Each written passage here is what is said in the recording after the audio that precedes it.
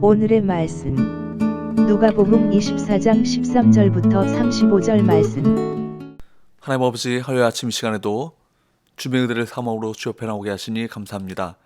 이 시간에도 우리 모두에게 말씀을 통해 하나님의 음성을 들려주옵소서. 예수님의 이름으로 기도합니다. 아멘.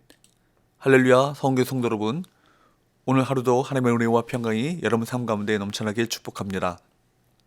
오늘 우리에게 주시는 하나님의 말씀은 누가복음 24장 13절에서 35절까지의 말씀입니다. 오늘 본문은 실망과 절망에 빠져 엠마오로 가던 두 제자가 처음에는 예수님을 낯선 사람으로 생각했다가 마침내 부활하신 예수님이심을 깨닫고서 예루살렘으로 돌아와 사도들과 다른 신자들에게 예수님의 부활을 증언한 사건을 기록하고 있습니다. 본문은 엠마오로 가던 두 제자와 예수님 사이의 대화 13절에서 24절, 예수님의 측만과 구약의 예언 성취에 대한 설명 25절에서 27절, 예수님과 식탁 교제를 하던 중 두 제자의 눈이 열린 사건 28절에서 31절, 그리고 두 제자가 예루살렘으로 돌아와 예수님의 부활을 증언한 사건 32절에서 35절 말씀으로 나눠지고 있습니다. 13절 14절, 그날에 그들 중 둘이 예루살렘에서 25리나 되는 엠마오라 하는 마을로 가면서 이 모든 된 일을 서로 이야기하더라. 여기 그들 중 둘이라는 사람들은 무덤에 갔던 여인들의 증언을 들었던 사람들 중에 두 사람을 뜻합니다. 11제자와 여인들 중에 속한 자들은 아니었습니다. 9절에 언급된 다른 모든 이에 포함된 사람일 것입니다. 엠마오는 그들의 고향이었을 것입니다. 예루살렘에서 엠마오까지의 거리는 약 11km입니다. 그들은 노중에 예수님과 관련된 일을 이야기했습니다.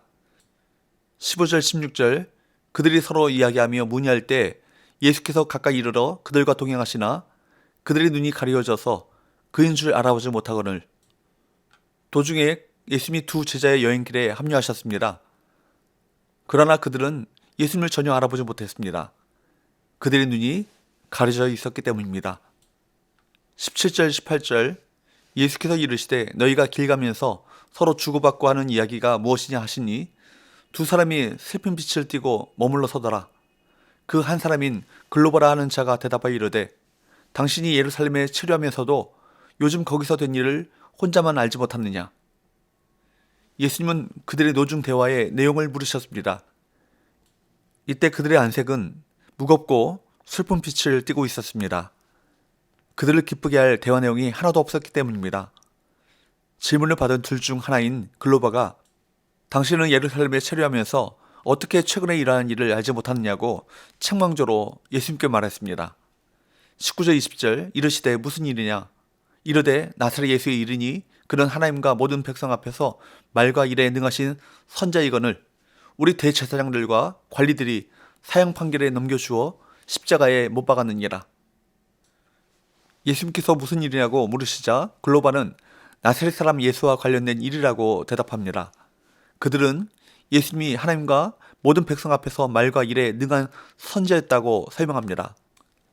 말과 일에 능하다라는 표현은 사도행전 7장 22절에서 모세에 대한 묘사에 사용되었습니다. 두 제자는 종교 지도자들이 모세와 같은 선지자 예수님께 사형 판결을 내리고 십자가에 못 박은 일을 설명했습니다. 21절, 우리는 이 사람이 이스라엘을 속량할 자라고 바랐노라.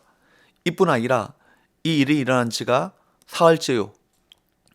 글로바가 예수님을 이스라엘을 속량할 자로 바랐다고 말하면서도 속량이 몸값을 대신 지불한다는 의미임에도 불구하고 그는 예수님께서 이스라엘을 속량하셨다고 믿지 못했습니다.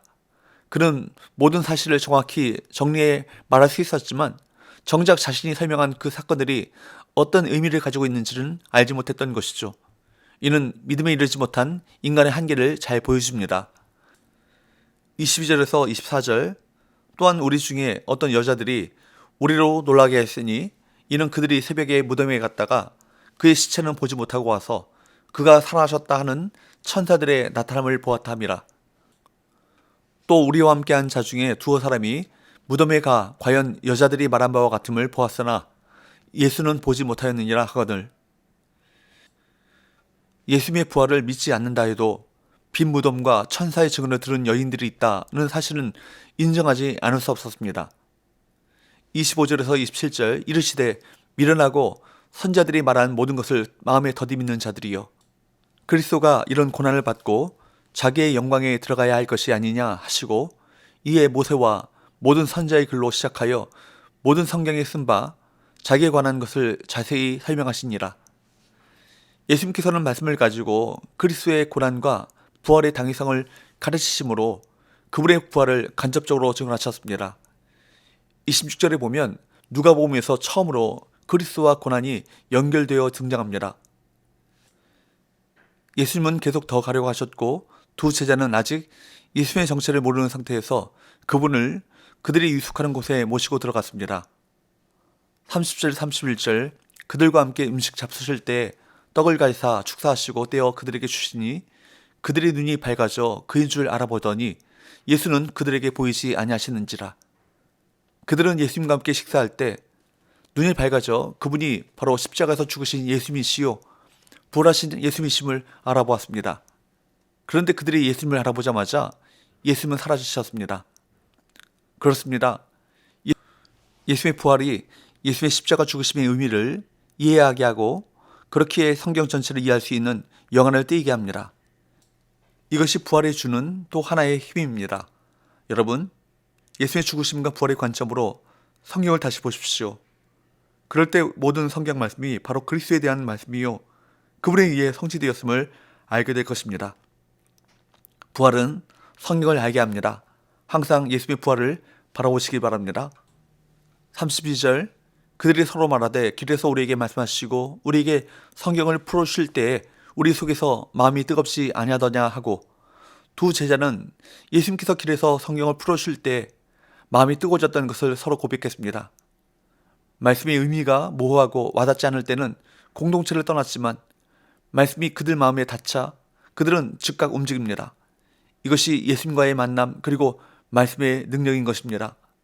열린 마음에 부어진 말씀은 사람의 마음에 쏟아지는 용암처럼 이전에 있었던 모든 것을 태우고 하나님의 원하시는 모습으로 그 사람의 마음과 삶을 주조합니다.